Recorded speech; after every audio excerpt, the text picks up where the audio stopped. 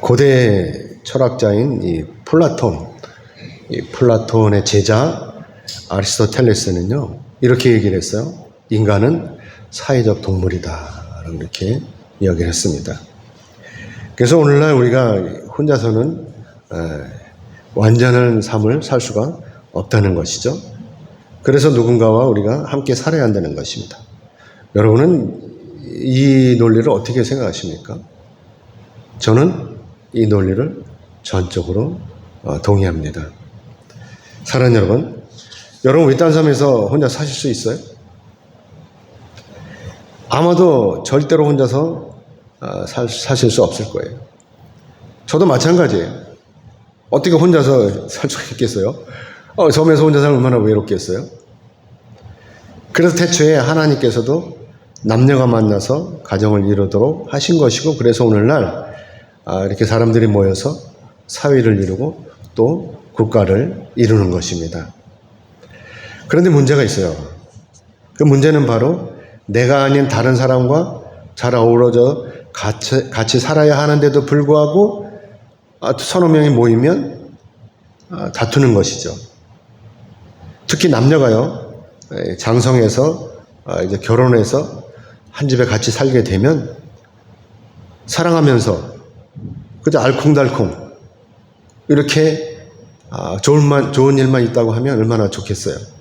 그런데도 불구하고 부부지간에 전혀 상상도 하지 못한 일들이 벌어진다고 하는 것입니다. 저희 부부도 이제 결혼한 지가 벌써 40년이 넘었어요. 저는 결혼하면 무조건 좋은 줄만 알았습니다. 그런데 막상 결혼하고 보니까 부딪히는 일이 너무나 많아요. 예를 들면 제가 이제 눈치가 없어요. 눈치가 없다 보니까 가끔 이제 우리 집사람 마음을 헤아리지 못하는 거죠. 그래서 예를 들자면 저는 수건을 2번이나 3번 이렇게 써야 돼요. 그렇죠? 그러면 우리 집사람은 한 번만 쓰자는 거예요. 제가 여러 번 쓰자고 하는 이유는 뭐죠? 비누를 아끼자는 거예요. 우리 집사람이 한 번만 쓰자고 하는 이유는 가족의 위생을 생각한다는 거죠. 가족의 위생. 자, 여러분, 여기서 누구 의견이 옳아요? 여러분, 어떤 게 옳다고 생각하세요? 만약에 제가 여기서 제 의견이 옳다고 우기면, 그러면 이때 저희 집사람 어떻게 하겠어요, 저한테? 그래, 당신 말이 옳아. 그러니까 내가 양보할게요. 이렇게 하면서 우리 집사람이 양보할까요? 아시다시피 이때 둘 중에 한 사람이 양보를 한다면 문제는 간단해요. 싸울 일이 없는 것입니다. 하지만 이때 두 사람 중에서 어느 한 사람이라도 내가 맞고 당신은 틀린 거야, 이렇게 우기면 어떻게 되겠어? 그리고 끝까지 버티면 그때는 이제 그야말로 본격적인 부부싸움이 벌어지는 것입니다. 저도 처음엔 많았어요. 이런 일이. 서로 우기는 거예요. 우기다 보면 싸우는 것이죠. 사랑하는 여러분 지금 저와 제 아내의 의견 중에서 누구 의견이 옳은지를 구분하실 수가 있습니까? 있으세요? 어떤 게 옳다고 구분하실 수 있어요? 죄송하지만 여러분 중에서 저희 둘 중에 누구 의견이 옳은지를 구분하실 수 있다고 한다면 그 부분은요, 정답이 아니라고 하는 것입니다. 왜냐하면 저와 제 집사람의 의견이 옳고 틀린 것이 아니라고 하는 것이죠. 서로 다른 거예요, 의견이. 저희 집사람은요, 국물을 무척 좋아해요. 저는 국물을 싫어해요. 저는 젓가락 하나 가지고 밥을 먹어요. 숟가락 필요 없어요. 국물을 안 먹으니까. 근데 맛있는 찌개를 주면 어쩔 수 없겠지만 아무튼 저는 그래요. 그러니까 저희 집사람하고 저하고는요, 국 한 그릇이면 끝나요. 저는 건더기 먹고 집사람은 국물 먹으면 되니까. 자, 이게 틀린 거예요? 저하고 집사람하고 틀린 거예요? 다른 거예요. 다른 거. 만약에요, 저와 저희 집사람이 이런 사실을 미리 알고 있었다고 한다면 저희 부부가 결혼해서 싸우지 않았을 거예요. 그렇기 때문에 여기서 중요한 것은 뭐냐면 부부지간에 서로 틀린 것과 다른 것을 잘 구분해야 된다라고 하는 것이죠. 자기와 다른 것을 가지고 틀리다고 우기면 어떻게 되겠어요? 싸우는 거예요. 우리 교회 공동체도 마찬가지라고 하는 것입니다. 나와 다른 것을 가지고 나와 틀리다라고 이렇게 규정을 해버리면 서로 간에 갈등이 생기는 것입니다. 저 집사는 왜 맨날 저렇게 사는 거야? 저 집사는 왜 신발을 왜 거꾸로 신고 다니는 거야? 거꾸로 신든지 바로 신든지 간에 그건 지 맘인 거예요. 그렇죠? 근데 이거 서로가 지적질을 하게 되면 결국에는 나중에는 싸움으로 번져가지고 교회가 무너지는 거예요. 그렇기 때문에 서로 다른 것을 인정하시기를 주님의 이름으로 축복합니다. 아멘. 오늘 보면 1절의 말씀을 보면은요, 바리새인들과 서기관 몇이 예루살렘에서 예수님께로 왔어요. 아시다시피 당시 이 바리새인들은 율법대로 사는 사람들이었어요. 그리고 서기관들은요, 이 율법을 연구하는 사람들이에요. 그러니까 둘이 더 이게 뽕짝이 잘 맞겠죠. 하나는 연구를, 하나는 그대로 살고 있는 사람들이었어요. 근데 이들이 예루살렘으로부터 예수님이 계신 곳으로 왔다고 하는데, 이때 학자들은 예수님 어디 계셨냐? 갈릴리 가버나움에 사시고 계셨다라고 이렇게 이야기하고 있습니다.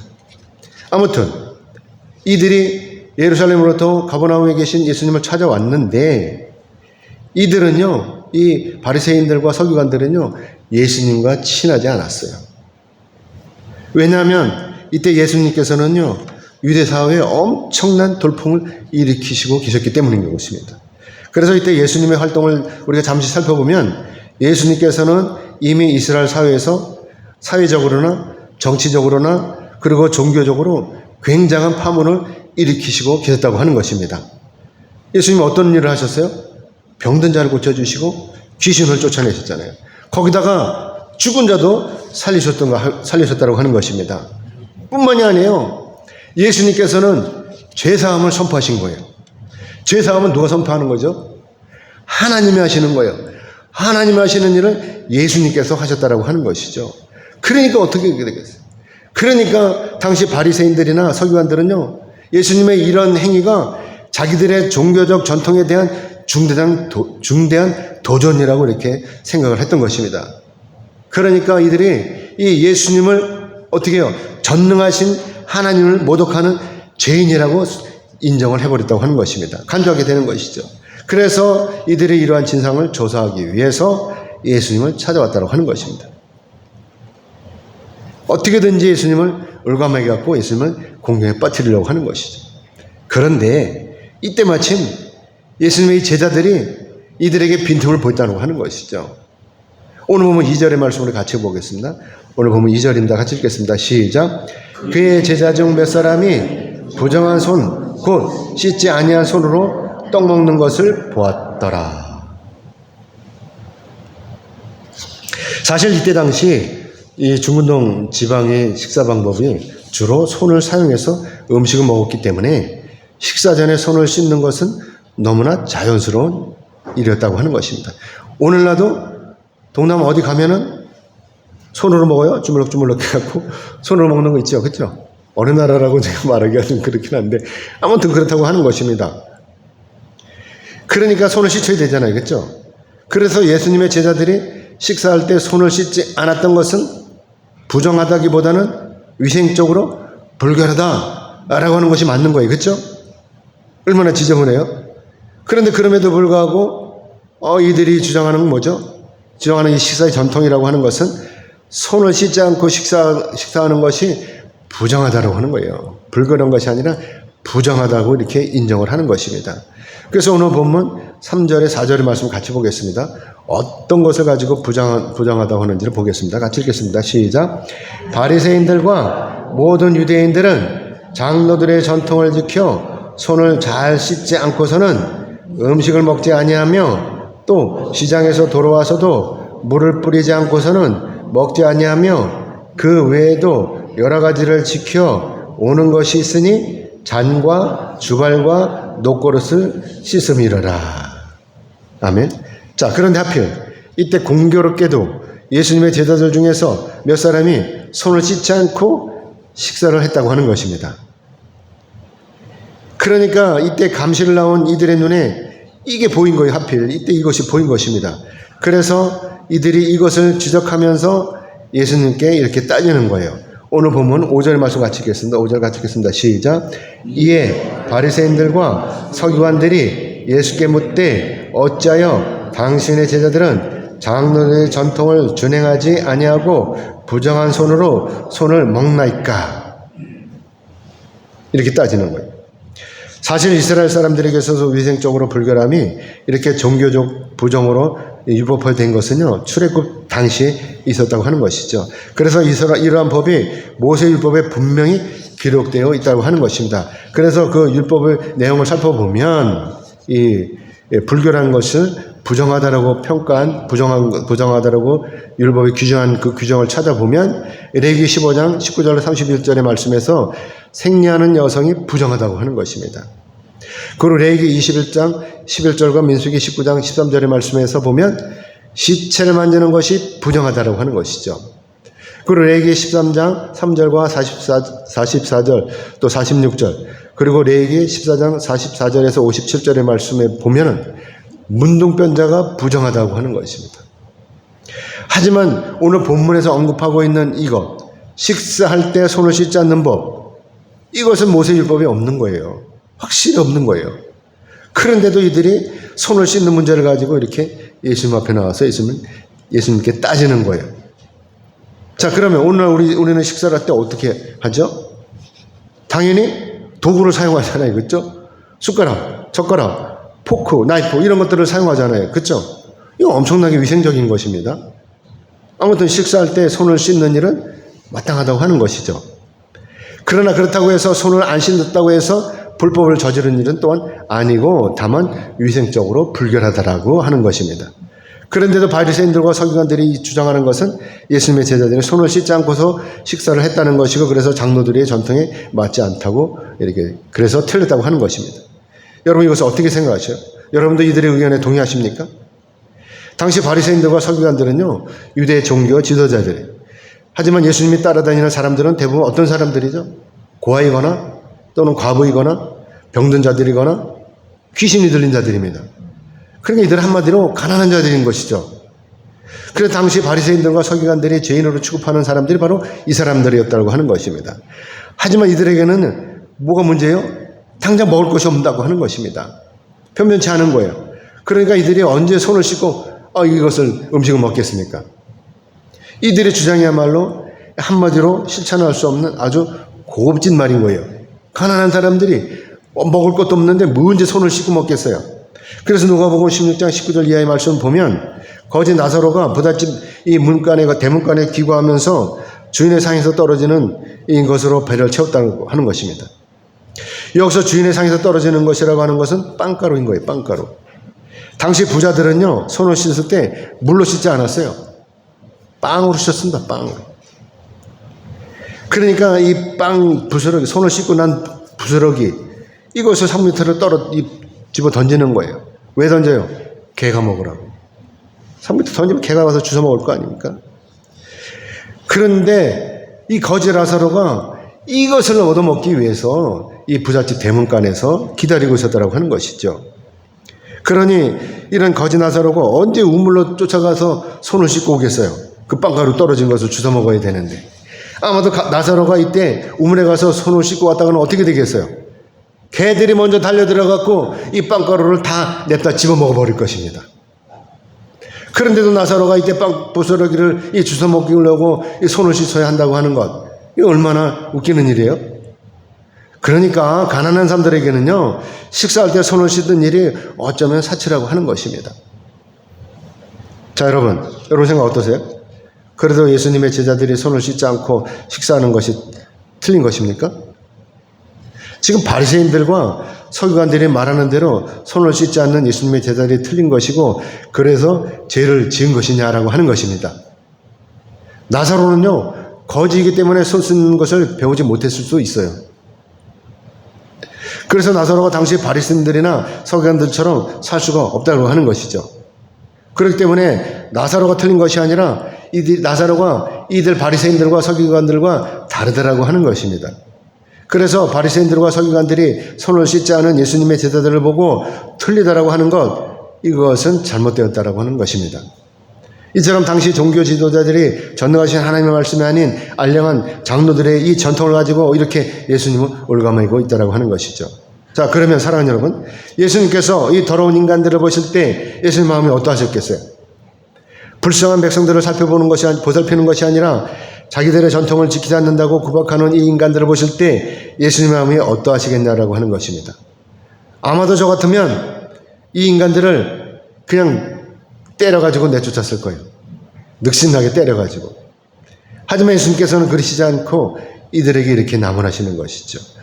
오늘 본문 6절에서 8절까지 우리 같이 보겠습니다. 6절에서 8절 말씀 같이 읽겠습니다. 시작.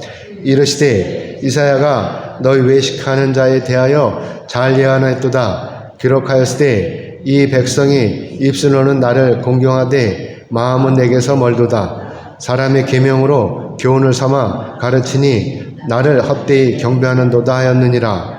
너희가 하나님의 계명은 버리고 사람의 전통을 지키느니라. 예수님께서는요, 여기서 이들이 외식한다라고 이렇게 말씀을 하십니다. 여기서 외식한다라고 하는 이 말은 헬라어로 히포크리테스라고 하는데, 이 히포크리테스라고 하는 말은 자기 얼굴을 가면으로 가리고 무대에 서는 연극 배우라는 뜻이라고 하는 것이죠. 그러니까 겉과 속이 다른 이중 인격자 또는 위선자들이라고 하는 의미라고 하는 것입니다. 예수님께서 이렇게 이들에게 위선자라고 하시는 말씀은요, 이들이 말로만 하고 실제로는 자기들은 행동하지 않는 것을 지적하시는 것입니다. 이들은 말로는 이렇게 해요. 하지만 자기들은 안 그래요. 자기들은 그 율법을, 자기들이 만든 이 전통을 잘 지키지 않는다고 하는 것입니다. 숨어서. 남들만 하려고. 그러니까 한마디로 이들이 어떻게 해요? 언행 불일치의 인간들이라고 하는 것이죠. 그래서 예수님께서 이들의 위선에 대해서 이렇게 세 가지로 지적을 하시는 것입니다. 그 첫 번째는 뭐냐? 이들의 자기 마음이 아닌 입술로만 하나님을 공경한다는 이 말씀이신 것입니다. 여러분 아시죠? 상대방이 여러분을 진심으로 대하는지 아니면 남들 이목 때문에 어쩔 수 없이 가식으로 대하는지를 다 아실 것입니다. 아시다시피 사랑이라고 하는 것, 이것은 직감적으로 느껴지는 거예요. 상대방이 나를 사랑하는지 아니면 말로만 사랑하는지 여러분 아시지 않습니까? 잘 모르세요? 저는 다 알겠는데. 자, 그러면 하나님께서 이걸 모르시겠냐고 하는 것입니다. 우리가 예배를 드릴 때 신령과 진정으로 정말 정성껏 예배를 드리는지, 아니면 그냥 오늘은 주일이니까 와갖고 건성으로 예배를 드리는지 하나님 모르시겠어요? 전능하신 하나님은 다 아신다라고 하는 것입니다. 그래서 예수님께서 요한복음 4장 24절 말씀에서 이렇게 말씀하시는 거예요. 넘겨주세요. 우리 같이 읽어보겠습니다. 요한복음 4장 24절 같이 읽겠습니다. 시작. 하나님은 영이시니 예배하는 자가 영과 진리로 예배할지니라 라고 이렇게 말씀하고 계시는 것입니다. 아멘이죠. 하나님은요 다 아셔요. 그러니까 우리가 영과 진리로 예배를 드려야 된다고 하는 것입니다. 자, 그 다음에 두 번째, 사람의 계명으로 교훈을 삼아서 백성을 가르친다라고 하는 것입니다. 사람의 계명이란 뭐죠? 사람의 계명? 장로들의 유전을 말씀하시는 것입니다. 장로들로부터 전해져 내려오는 전통이라고 하는 것이죠.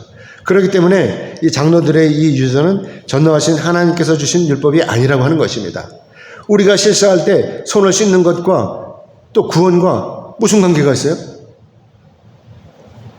여러분 식사하실 때 손을 씻지 않으면 여러분 천국에 가실 수 없는 것입니까? 만약에 그렇다면 당시에 고아나 과부 그리고 가난한 자들, 병든 자들, 이들이 죄인으로 취급하는 이런 사람들에게는요 절대로 구원이 없다라고 하는 것입니다. 오직 그 당시에 기독권자들인 이 바리새인들과 서기관들, 이런 사람들에게만 구원이 있다라고 하는 것이죠. 자, 그러면 하나님께서도 이들과 같은 이런 마음이셨을까요? 어불성설이죠. 하나님께서는요 저와 여러분 같은 진실한 믿음의 소유자를 원하십니다. 아멘. 진실한 사람을, 진실히 믿는 사람들을, 진실하게 예배를 드리는 사람들을 원하신다라고 하는 것입니다. 세 번째는 이들이 하나님의 계명을 버리고 사람의 지킨다라고 하는 말씀인 것입니다. 예수님께서 말씀하시는 하나님의 계명은 뭐냐 하면 오늘날 우리에게도 전달된 메시지라고 하는 것이죠. 하나님께서 주신 이 직접적인 메시지라고 하는 것이죠. 그렇기 때문에 하나님의 이 메시지는 어떤 인위적인 규범보다도 우위에 있는 것이고, 그래서 오늘날 우리의 모든 활동이 하나님의 이 메시지에 온전히 귀결이 되어야 된다고 하는 것입니다. 하지만 오늘날 우리가 어때요? 하나님의 자녀로서 또한 예수님의 제자로서 이러한 순한 관계를 모조리 무시하고 그냥 인간적이고 인위적인 이 규범과 판단만을 중요시한다고 한다면, 그러면 우리는 어떻게 되겠냐 하는 것이죠. 결국 우리는 나중에 어떻게 보나마나 철저히 인간 중심으로 변하게 되는 것입니다. 하나님은 온데간데 없어요. 인간 중심으로만 산다고 하는 것이죠. 그렇기 때문에 장차 우리 사회는 결국 전능하신 하나님을 무시하고 형식과 위선만 남게 된다고 하는 것입니다.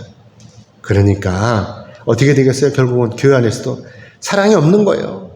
그러니까 교회 안에서도 나눔이 없는 거예요. 그리고 서로 지적질만 하는 거예요. 얼마나 메마르겠어요, 교회가. 그러니까 교회에서는 어떻게 해요? 그냥 허덕이는 거예요. 예배를 드리러 왔지만 서로 눈싸움을 하고 눈짓을 하고 결국 어떻게 되겠어요? 교회가 무너지게 되는 것입니다.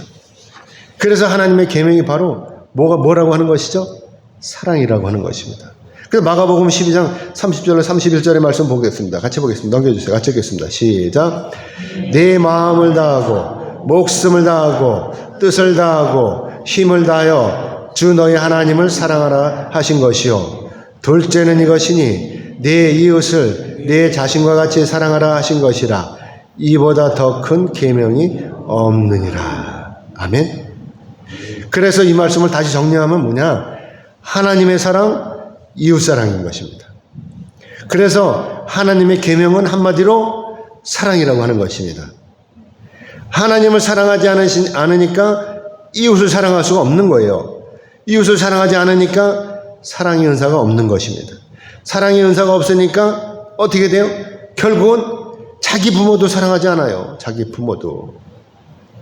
아시다시피 모세율법을 보면, 십계명을 보면 제5계명이 뭐죠? 내 부모를 공경하라라고 하는 것이죠. 그런데도 부모를 공경하지 않는다고 하는 것입니다. 자기 부모를. 그래서 이들에게 야, 너네들 왜 네 부모도 공경하지 않는 거야? 라고 이렇게 얘기를 하면 이때 이들이 이렇게 대답을 한다는 거예요. 마가복음 7장 11절의 말씀을 보겠습니다. 같이 읽겠습니다. 시작. 너희는 이르되 사람이 아버지에게나 어머니에게나 말하기를 내가 드려 유익하게 할 것이 고르반 곧 하나님께 드림이 되었다고 하기만 하면 그만이라 하고. 사랑하는 여러분, 자기 부모에게 용돈을 드리지 않아요. 그래가지고 야 이놈아, 넌 어떻게 네 부모한테 용돈도 안 주냐? 이렇게 하면 이때 뭐라 그래요? 아, 나 그 엄마한테 엄마 아빠한테 드릴 용돈 다 교회 가서 헌금해 버렸어요. 아, 이런다고 하는 것입니다. 여러분 이거 어떻게 생각하세요? 이들이 참으로 하나님 앞에 예물을 드렸을까요? 정말? 네? 자기 엄마 아버지한테 안 드리고 그걸 가지고 가서 하나님을 드렸을까요?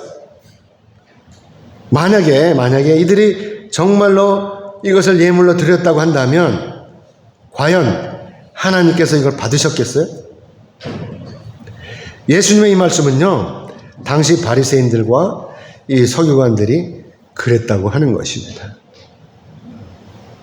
진짜로 그랬대요. 하나님 앞에 드렸다 그러고 자기 부모를 공경하지 않는 거예요. 자기 부모가 굶어 죽든지 말든지 전혀 관심이 없고 그저 전통만 따지고 이렇게 앉아있으니까 얼마나 한심한 인간들이에요, 이 인간들이. 하나님의 계명인 부모도 공경하지 못하는 자들이 과연 누구를 가르치겠냐 하는 것입니다. 그렇기 때문에 여기서 중요한 것은 뭐냐? 손을 씻고 안 씻고가 문제가 아니라고 하는 것이, 밥 먹을 때. 그게 문제가 아니라 불쌍한 사람을 보고 긍휼한 마음을 가지고 있느냐, 가지고 있지 않느냐라고 하는 것입니다. 이게 중요한 거예요. 그래서 예수님께서 이러한 위선자들, 이런 바리새인들과 서기관들을 향해서 이렇게 말씀하시는 것입니다. 오늘 본문 14절로 15절의 말씀입니다. 같이 읽겠습니다. 14절 15절 같이 읽겠습니다. 시작. 무리를 다시 불러 이르시되 너희는 다 내 말을 듣고 깨달으라. 무엇이든지 밖에서 사람에게로 들어가는 것은 능히 사람을 더럽게 하지 못하되. 아멘. 그래서 먹는 것으로는 절대로 우리 마음이 더러워질 수 없다는 말씀인 것입니다. 그래서 가난한 사람들의 마음이 더럽지 않다는 거예요. 이들이 더럽다고 생각하는 거 더러운 게 아니라고 하는 것이죠. 자, 그러면 여러분, 제가 여기서 한 가지 질문할 텐데, 자, 그러면 거지가 되기 위한 조건이 무엇인지 아십니까, 여러분들? 거지. 그건 다른 것이 아니에요. 이 상한 밥을 잘 먹어야 된다는 거예요. 상한 밥을.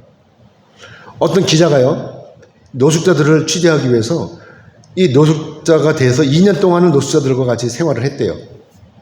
처음에는 이 상한 밥을 도저히 못 먹었대요. 근데 얼마나 지나니까 이거 상한 밥이 그렇게 맛있더라는 것입니다. 그러니까 노숙자들이 인정을 해주더래요. 그리고 같이 노숙자들과 같이 취재를 했다고 하는 것입니다.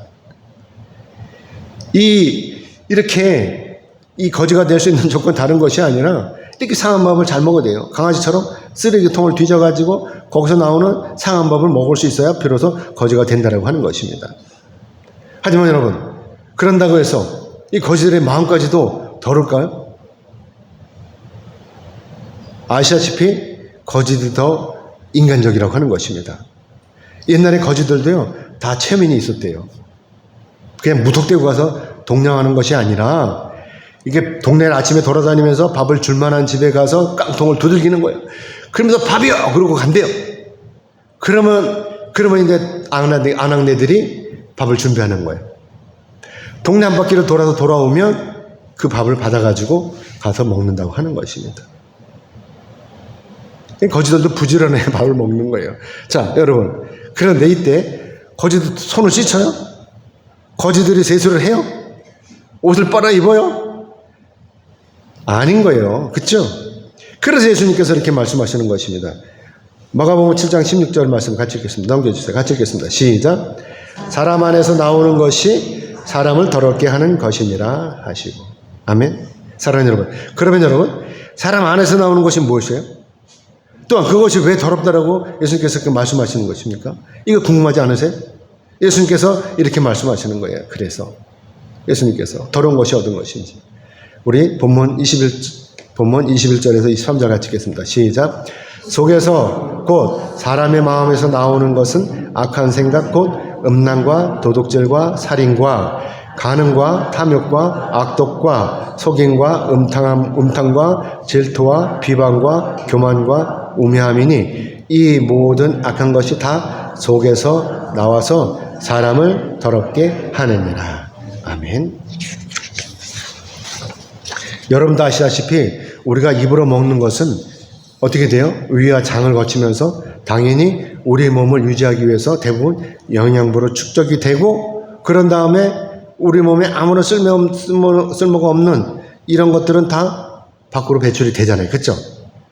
그렇기 때문에 예수님께서 말씀하시는 것은 우리가 입으로 먹는 음식이 더러운 것이 아니라 우리 마음속에서 나오는 것들이 더럽다라고 이렇게 말씀하시는 거잖아요. 그렇죠? 자, 그러면 우리 마음속에 나오는 더러운 것들이 과연 어떤 것들이 있죠? 그것은 바로 앞에서 우리가 읽은 것처럼 악한 생각이라고 하는 것입니다. 자, 그러면 예를 들 텐데, 여러분이 생각하시기에 여러분에게 억울한 일이 생겼다고 이렇게 칩시다. 자, 그러면 이때 여러분, 억울한 여러분이 어떻게 하시겠어요? 무조건 참으시겠어요? 아니면 보복하려고 준비를 하시겠습니까? 아마도 저 같으면요, 이때 참지 못하고 밤잠을 설치면서 이런 고민을 할 거예요. 어떻게 하면 이 원수를 갚을까? 어떻게 하면 저 인간들을 내가 그냥 원수를 갚을까? 라고 이런 고민을 할 것입니다. 이런 생각. 원수를 어떻게 갚을까라고 하는 이 생각이 바로 악한 생각이라고 하는 것입니다. 아시다시피 이때 내가 한 번만 참으면 끝나는 거예요. 만사가 형통인 거예요. 참으면. 하지만 내가 원수를 갚겠다고 이 생각을 하는 순간 이것이 바로 죄가 된다고 하는 것입니다. 이런 생각, 이런 악한 생각이 우리를 죄악의 구렁텅이로 밀어넣는 거예요. 하지만 여기서 이 악한 생각을 버리고 우리가 떨쳐 일어난다면 어떻게 되겠어요? 이제 용서를 다 하고 끝내버린다면, 그러면 우리가 죄를 이기는 거예요. 그래서 잠언 4장 23절의 말씀 우리 같이 보겠습니다. 같이 읽겠습니다. 넘겨주세요. 같이 읽겠습니다. 시작. 모든 지킬 만한 것 중에 더욱 네 마음을 지키라. 생명의 근원이 이에서 남이라. 아멘. 우리가 결단을 하고 즉시로 악한 생각을 떨쳐낸다면 우리가 이기는 거예요. 죄를 이기는 것입니다. 아멘이죠? 누구든지 자기 마음을 지키며 사는 거예요. 그리고 신사가 되는 것입니다. 구질구질하지 않아요. 이제 말씀 맺겠습니다. 하나님께서는요, 우리가 서로 사랑하기를 원하십니다. 여러분도 아시다시피 우리가 교회 공동체 안에서 또는 우리가 부부지간에 서로 다투는 경우는요, 심각한 문제로 싸우는 게 아니에요. 생각해보면 아주 사소한 문제를 가지고 그게 시비가 되는 거죠. 그리고 다투게 되는 것입니다. 자기가 다르잖아요. 성장 배경이 다르잖아요. 그렇죠? 그런데도 불구하고 무조건 틀린다라고 이렇게 주장하면 결국은 싸우게 되는 것이죠. 우리는 다를 수밖에 없잖아요. 왜 달라요? 태초에 하나님께서 우리를 서로 다르게 창조하셨어요. 다르니까 사는 거예요. 똑같으면 어떻게 되겠어요? 여러분 생각해보면 똑같으면 못 살아요. 그런데도 우리가 서로 다른 것을 서로 틀린다 라고 싸우는 것은 전능하신 하나님의 천지창조를 부정하는 것입니다. 아시다시피 유색인종과 백인종들 이 사이 이 차이는 뭐죠? 유색인종과 백색인종의 차이는 뭐야? 바로 피부 색깔뿐이라고 하는 것입니다. 그런데도 이 백인종들이요, 자기들과 다른 피부색을 인정하지 않고 자기들과 이 피부색이 틀린다라고 이렇게 하는 것이죠. 그러니까 차별을 하는 것입니다. 그러니까 뭐죠? 이렇게 틀리다라고 차별하는 것은 나는 맞고 너는 틀리는 거야 라고 하는 이 고루한 인식에서 비롯되었다고 하는 것입니다. 그래서 다툼이 일어나는 거예요. 그래서 싸우는 거예요. 그래서 전쟁이 일어나는 것입니다. 저는 여러분이 우리 교회 공동체 안에서 서로 다르다는 것을 인정하시길 원합니다. 그런데도 나만 옳고 너는 틀린 거야 라고 하는 것, 이 생각을 완전히 버려야 돼요. 그래야 우리 교회가 사는 것입니다. 아멘이죠? 그리고 대신 어떻게 해야 돼요? 난 저 사람이 없으면 정말 외로울 거야 라고 생각하면서 어떻게 해요? 서로 보듬어주는 거예요. 그리고 서로 사랑하는 것입니다. 아멘이죠? 그러면 우리 양지교회가 얼마나 부흥이 되겠습니까? 우리 교회가 경배해지는 거예요. 그러니까 우리 교회가 화목한 교회가 되고 행복한 교회가 되고 사랑하는 교회가 되는 것입니다. 아멘. 아멘 하신 여러분 모두는 서로 인정하시면서 서로 사랑하시기를 주님의 이름으로 축복합니다. 아멘.